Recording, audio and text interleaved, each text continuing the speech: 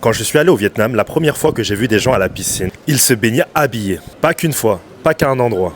Partout, même les enfants. Et c'est là que j'ai compris un truc. Au Vietnam, la pudeur, ce n'est pas juste une question de vêtements, c'est une culture. Et cette pudeur, moi je l'ai portée toute ma vie, sans vraiment la comprendre. Quand j'étais petit à la maison, dès qu'il y avait des personnes qui s'embrassaient à la télé, on devait tout de suite se cacher les yeux. Sinon, c'était grave. Comme si regarder, c'était déjà être impur. De ma vie, ma mère ne m'a jamais pris dans ses bras et me dire je t'aime. Jamais.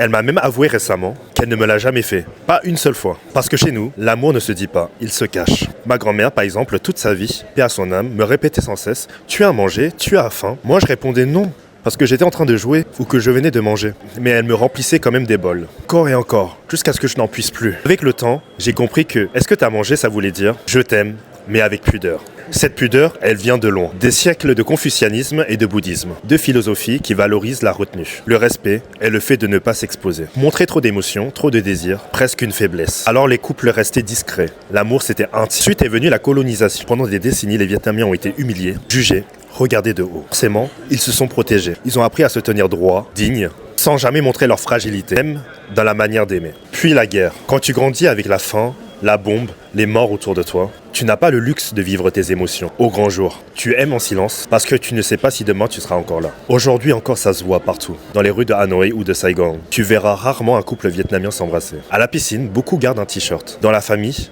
on exprime l'amour par les repas, par le travail, par les sacrifices, mais rarement par un je t'aime. Moi ça m'a forgé. J'ai grandi avec cette distance, ces silences, cette gêne.